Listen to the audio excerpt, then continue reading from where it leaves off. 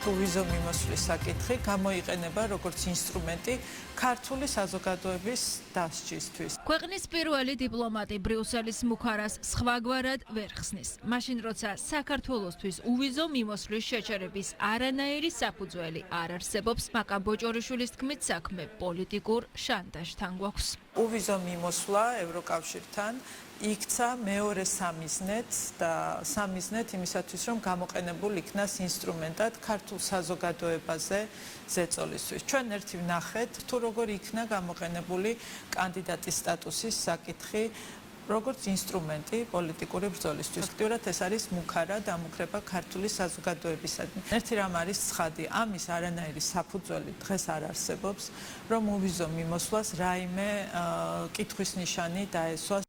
ბრიუსელი საქართველოს LGBT პროპაგანდის წინააღმდეგ და ფარას ანალოგი კანონების გაუქმებას თხოვს. წინააღმდეგ შემთხვევაში უვიზო მიმოსვლის შეჩერებას აანონსებს. მმართველი გუნდისთვის კი ამ ორი საკითხის ერთმანეთთან დაკავშირება გაუგებარია. შანტაჟის ენით საუბარი კი მიუღებელი.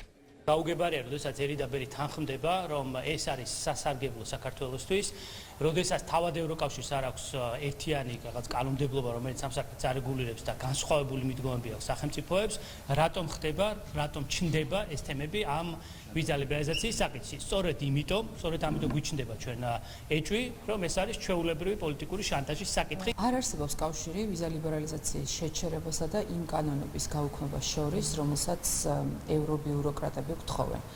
ეს კავშირი მხოლოდ ჭირდებათ იმისთვის, რომ დააშანტაჟონ ქართული ხალხი, დააშინონ იმ სიკეთის ჩამორთმევით, რომელიც ჩვენ სამართლიანად და დამსახურებულად მივიღეთ და ამის საპირწონედ ქვეყანაში გააუქმონ ისეთი მნიშვნელოვანი კანონები, რომელიც მათი ქვეყნების შემთხვევაში მუშაობს. შანტაჟისთვის იყენებენ ვიზა ლიბერალიზაციის თემას. მაგალითად, როგორიც არის გამჭვირვალობის კანონი, ასეთი კანონები მოქმედებს ამერიკაში, ევროპის ქვეყნებში, ასევე ჩვენ მოვისმინეთ განცხადებები, რომ ევროპარლამენტი უკვე მუშაობს ამ ტიპის კანონის მიღებაზე. და ეს არის ჩვეულებრივი ორმაგი სტანდარტი. ოპოზიციისთვის კი ვიზა ლიბერალიზაციის შეჩერების მუქარა რეალურია. ოპონენტები ამ პროცესში სრულ პასუხისმგებლობას, ხელისუფლებას აკისრებენ და ჩვეული რიტორიკით პარლამენტის მიერ მიღებულ კანონებს აკრიტიკებენ.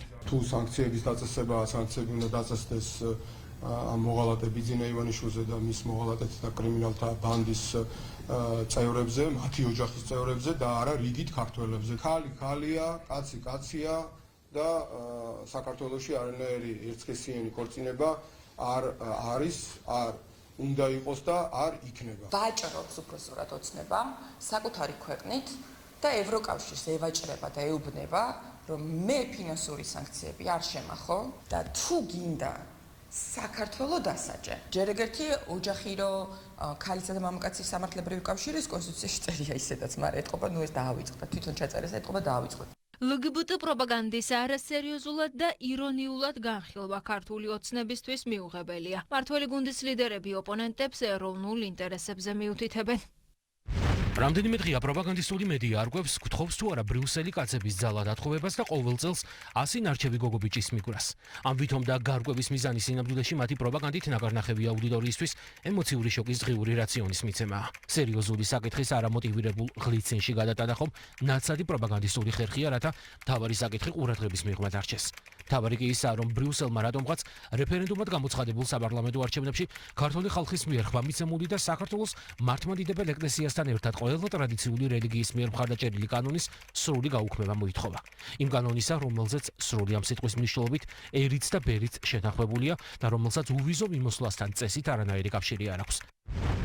გათხოვილ კაცებზე ღადეობით უნდა გაგვაუქმებინონ ოჯახური ღირებულებების კანონი, ასეთი გოიმური დავალების შესრულება როგორ შეიძლება. ძალიან ამოვარდა დიპ აგენტურა კალაპოტიდან. ბრიუსელმა საქართველოს 8 მოთხოვნა გაუწერა. შესრულების ვადად კი 31 აგვისტო განუსაზღვრა. სახელმწიფო გუნდი ბრიუსელთან თანამშრომლობისთვის მზად არის, თუმცა როგორც ამბობენ, ეროვნულ ინტერესებს არ დათმობენ.